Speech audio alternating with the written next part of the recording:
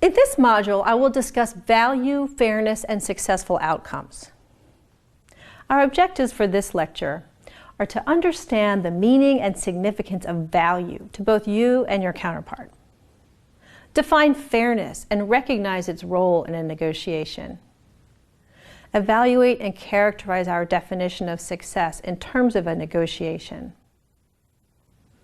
I have referred to value a few times in this course. But what exactly do I mean by value? Value isn't just final price. Value might be price, but there are many other aspects to value, such as delivery terms, delivery time, packaging, turnaround time, volume limits, payment terms, renewal options, staffing considerations. The list is very, very long. You will find that most negotiations center around a specific issue, such as cost per unit in a supply agreement or overtime policy in a union negotiation. As a negotiator, your job is to identify opportunities to add value to the central issue through exploration of related options. Every central issue has multiple related issues or options. Options related to cost per unit might be units per package, or type of packaging, or variations in the unit itself. Variables related to long-term contracts include components of the suite of services, the timing of delivery, the option of dedicated staff, the training of the staff, the length of the agreement. Returning to the issue of price, while it must be addressed, and early on is best, strive to keep it from being the primary issue of the negotiation. Continually seek to focus on total value, with price being a component. The goal is to create an agreement in which both parties have maximized the value of the central issue as well as the related variables. To do this, you need to determine what aspects of a potential agreement have the greatest value to your counterpart. You may find that what has great value to your counterpart or the other organization is of much less value to you. This would uncover what could be a very attractive opportunity for you. Therefore, gathering as much information about the organization and the person with whom you are negotiating is critical. In the early stages of your agreement, when you're gathering information, seek information about every option related to the central issue, every option you can identify. Learn how each of these options influences your counterpart's business and how changing one or a few of them might add value for your counterpart. Knowing such information helps you to build trust and enhance the value of the agreement to your counterpart. In working to increase total value, link price to one or more other options and seek to add value in areas that are of greater significance to your counterpart than to you. That way, you increase the value to your counterpart without losing that same amount of value on your side of the agreement. For example, if you find that your counterpart has been frustrated by delivery issues of similar items, and your organization has a particular strength in logistics, an attractive delivery offer may have much greater value to the counterpart than cost to you. Linking options to cost has another advantage. When price pressure surfaces in the negotiation, it is clear and expected that if one option, such as cost, changes, there will be an offset in one of the other options. Therefore, it is in your best interest to link the options and keep everything conditional. The important thing to keep in mind is that there is much more to value than price per unit, and that what has value to you may not be as valuable to your counterpart, and vice versa. Many of us hold the value of fairness, and we choose to operate with a fair outcome being the goal. Concern over what is fair is the downfall of many negotiators, though. This is not to say that fairness is irrelevant, or that fairness is in the eye of the beholder. Your idea of fair is likely to be different from that of your counterpart. Your judgment of fairness to the other organization is based on much less information than your counterpart's. As a result, you are not in a position to judge what is fair for both sides, only for yours. It is up to your counterpart to judge what is fair for his or her organization and communicate it to you. The same goes for you. But the use of the word fair in negotiations tends to drive the conversation in the direction of values. I recommend focusing on interests instead. Each party is responsible for doing what is in the best interest of his or her organization. One other consideration that will help you decide which options are most important to you is the speed-quality-price conundrum. There are overarching priorities which will help you to make these decisions. No doubt you have seen this before. Briefly stated, you can't have all three. You have to give up quality if you want a low price and fast delivery. If you want high quality, you're probably going to have to pay more or wait a bit longer. The three interdependent parameter conundrum also applies in other areas of business. In the contract negotiation sector, these three variables might be timing, cost, and gratification. In the services sector, these three elements might be timing, cost, and services. The relevance to you is, how do these three parameters rank in terms of importance for you? If you know that, you'll have an easier time understanding which variables mean the most to you. When it is all said and done, how will you know if you negotiated well? You may not ever, because the other party may never tell you what might have been. But how can you define success?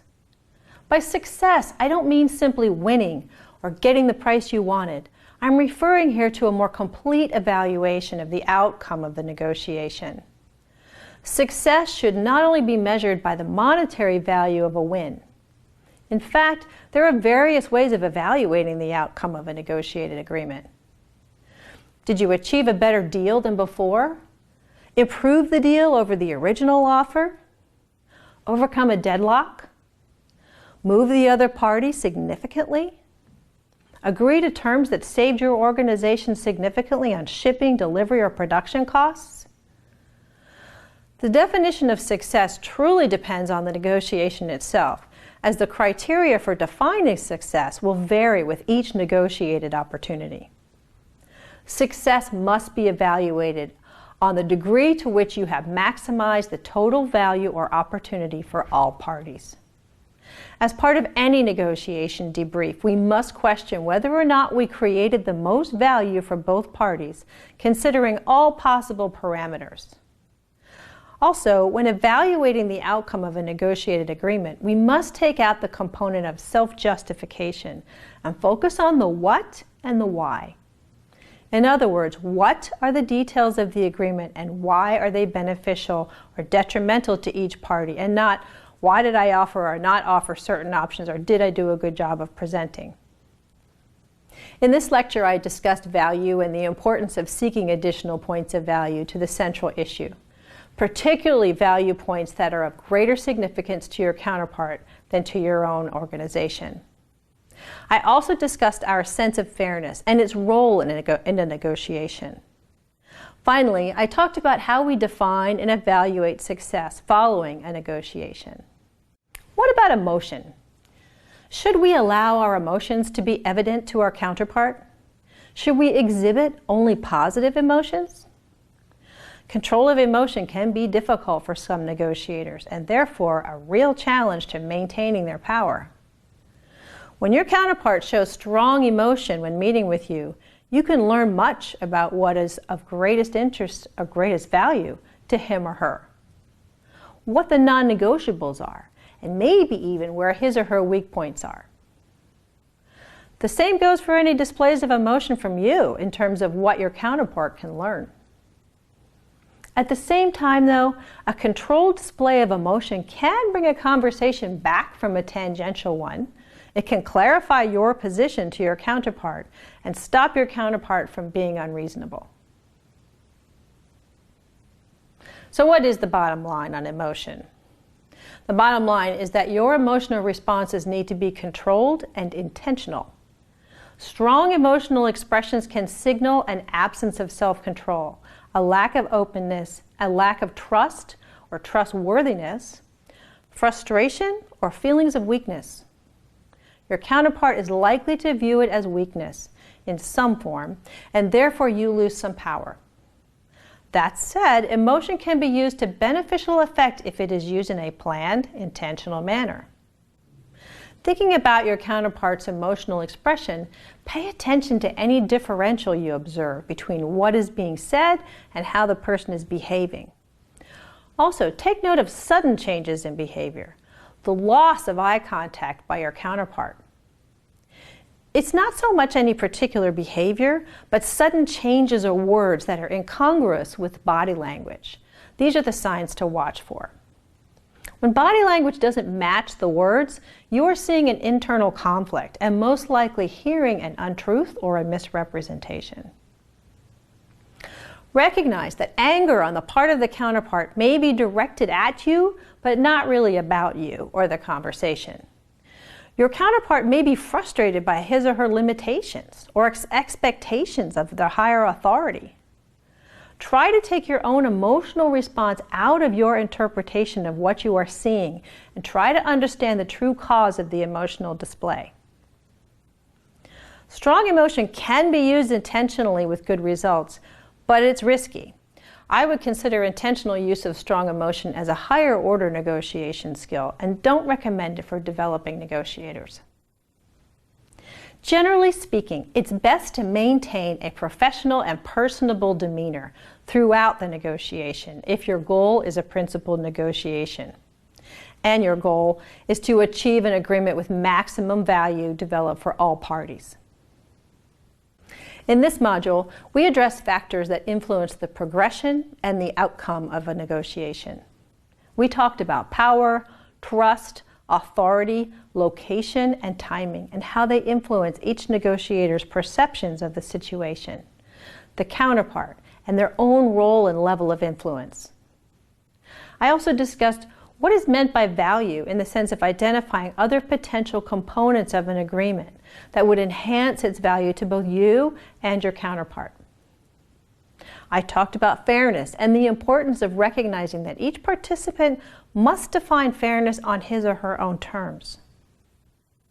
Finally, I talked about emotions and how they can affect the progression and outcome of a negotiation. Please review the text and video resources I have provided and check your understanding by completing the quiz.